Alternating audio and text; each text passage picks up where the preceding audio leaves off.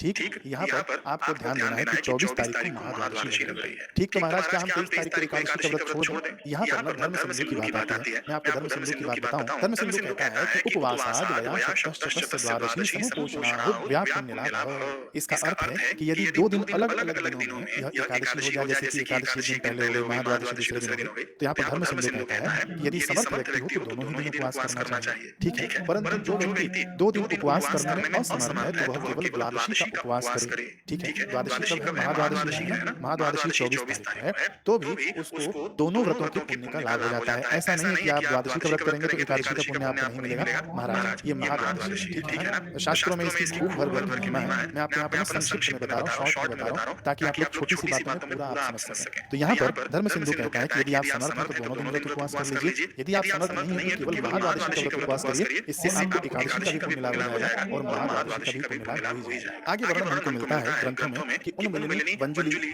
त्रिस्पर्शा, पक्षवर्धिनी, जया, विजया, जयंती और पापनाशनी, ये जो 8 प्रकार की महाद्वादशियां हैं ना, ये 100 एकादशियों के व्रत करने का पुण्य फल हमको प्रदान कर देते हैं। केवल यदि आप महाद्वादशी का एक व्रत उपवास करते हैं तो 100 एकादशी का व्रत उपवास करने का पुण्य आपको मिल जाता है। इसमें बिल्कुल भी संशय नहीं करना चाहिए। ये शास्त्र का श्लोक है, यत् फलम द्वादशी शते, शते यानी 100, ठीक है? यत् फलम द्वादशी शते लभते नान्तर संशयः महाद्वादश्याम उपोषणात् फलम लभते।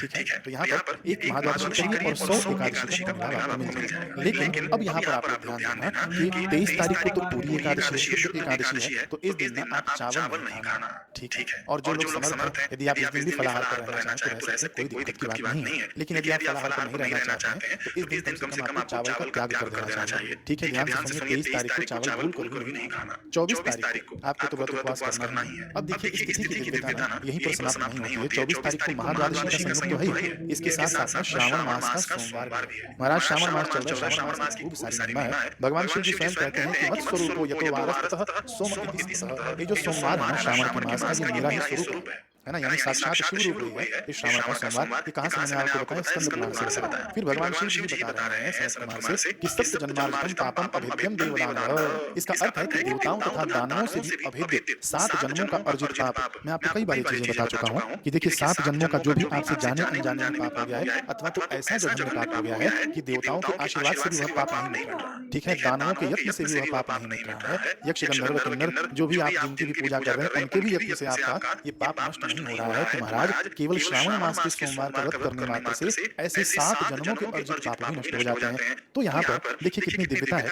24 अगस्त 2026 को महाद्वादशी का आप लोग व्रत उपवास करेंगे तो 100 एकादशियों का पुण्य तो मिलेगा ही, साथ में एकादशी जो आपकी छूट रही है पिछली वाली, उसका भी पुण्य आपको मिल जाएगा, और साथ में श्रावण मास के सोमवार का भी व्रत आपका साथ में हो जाएगा। तो इस तिथि की जो दिव्यता है ना, बड़ी ही निखर कर आ रही है। आगे शिव जी बताते हैं कि इहलोके चिरं स्थित्वा भुक्त्वा भोगान् यथेच्छताम् विमान ब्रह्मा लोके महीयते, यानी जो इसका व्रत उपवास करता है तो वह विमान पर आरूढ़ होकर रुद्र लोक में प्रतिष्ठित होता है। तो ये शिव जी की भी उपासना का दिन हो गया और भगवान नारायण की भी उपासना का दिन हो गया। इसी को दामोदर द्वादशी कहते हैं, श्रावण मास के शुक्ल पक्ष की द्वादशी को, ठीक है ना? तो यहाँ पर ना शिव पूजन इस दिन 24 अगस्त 2026 की बात हो रही है। शिव पूजन आपको शाम के समय करना है। शाम के समय कब करना है? प्रदोष काल में किया हुआ शिव पूजन बड़ा ही शक्तिशाली माना जाता है, बड़ा ही प्रभावशाली माना जाता है। तो प्रदोष काल का शुरू होगा जैसे ही सूर्यास्त होता है, वहां से प्रदोष काल शुरू हो जाता है। कुछ नहीं आता होना आपको तो पुरुष उक्त चला लेना, अपने चैनल पर है पुरुष उक्त बाई योगीराज मनोज, आप सर्च करना मिल जाएगा, केवल उसको चला लेना, शिव जी के ऊपर जल अर्पित कर देना, इतना भी आप कर लेंगे तो भी पर्याप्त है शिव पूजन के निमित्त। बाकी विष्णु पूजन भी आप इसी प्रकार से कर सकते हैं। घर में लड्डू गोपाल है आपके पास, भगवान की मूर्ति है, अथवा तो जो भी भगवान की पूजने की साधन सामग्री है उसी पर भगवान का अभिषेक कर लेना। शालिग्राम शिला है, पुरुष उक्त चला लेना, भगवान का अभिषेक कर लेना, तो पुरुष उक्त से भगवान विष्णु जी का भी पूजन हो जाता है, पुरुष उक्त से भगवान शिव जी का भी पूजन हो जाता है। जो लोगों का आग्रह होता है ना कि महाराज हम लोग रुद्री पाठ से अभिषेक करना चाहते हैं, तो ये जो पुरुष उक्त है ना, ये रुद्री पाठ का दूसरा अध्याय है, ठीक है ना? ये पुरुष उक्त का पूजन, पुरुष उक्त से अभिषेक, ये आपका रुद्राभिषेक है।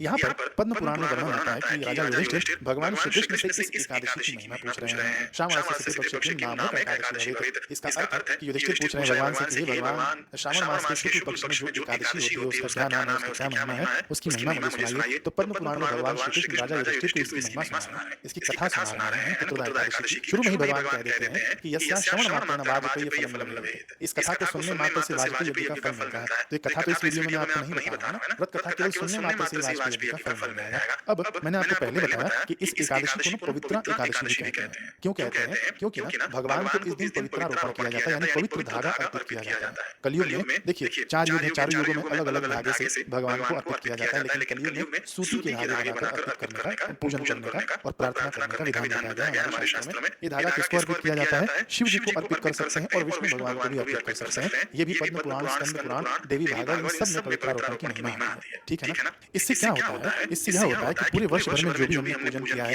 पूजन में जो भी हमसे गलतियां हुई अथवा तो जो भी हमसे पाप हुआ है जाने अनजाने में, जिससे हमारे अंदर अशुद्धि आ जाती है, जिससे हमारे अंदर अपवित्रता आ जाती है, तो ये केवल पवित्रारोपण। पवित्रारोपण क्या होता है? धागा होता है जिसके अंदर गांठें हो, ठीक है ना? वो अर्पित करने मात्र से भगवान को पूरे वर्ष भर की शुद्धि हमको प्राप्त हो जाती है। इसकी और भी खूब सारी महिमा है। मैं ये पवित्रारोपण कैसे अर्पित किया जाता है इसके ऊपर अलग से वीडियो बना दूंगा। पहले ना धागा बनाया जाता है, गांठें लगाई जाती हैं, उसके अंदर देवताओं को प्रतिष्ठित किया जाता है, फिर इसके बाद भगवान को अर्पित किया जाता है। छोटी सी वीडियो रहेगी, मैं इसके ऊपर वीडियो बनाऊंगा ताकि आप लोग इसका लाभ लें, ठीक है? मैं उसके अंदर समय भी बता दूंगा कि कब आपको करना है। तो महाराज आप लोग कुल मिलाकर खूब लाभ लेना। 23 तारीख को एकादशी का व्रत है, जो लोग करना चाहें कर लीजिए, नहीं करना चाहें फलाहार पर रहना चाहते हैं फलाहार पर रहिए, वो अभी नहीं होता है तो केवल उस दिन चावल का त्याग कर दें। 24 तारीख को व्रत उपवास आप लोग कर लेना यत्न पूर्वक, ठीक है ना? इतनी सारी महिमा मैंने आपको बताई। 24 तारीख के व्रत के साथ साथ आपका सोमवार का व्रत हो जाएगा श्रावण मास का, ठीक है ना? जीवन थोड़ा सा ही है, पुण्य कर्म करते रहिए, ये हमारी सच्ची कमाई है। बाकी तो क्या लिखा है यही आप साथ में लेकर जाने वाले हैं। अब देखिए कई लोग पूछेंगे कि महाराज हम लोग एकादशी भी कर लें और यहाँ पर श्रावण मास के सोमवार का भी व्रत कर लें, तो दोनों अलग-अलग व्रत है, संकल्प कैसे करें? तो आप अपने हाथ में ना जल ले लेना, उसके अंदर देखते हुए कह देना कि मैं यह संकल्प करता हूँ कि आज मैं महाद्वादशी का व्रत करूँगा और साथ में सोमवार का भी व्रत उपवास करने वाला हूँ। ठीक है? फिर वह संकल्पित जल भगवान के आगे अर्पित कर देना। जैसे आपकी भाषा होगी, जैसे आप शब्दों में बोलेंगे भगवान को, केवल जल में हाथ पर बोल देना और भगवान के आगे अर्पित कर देना और अपना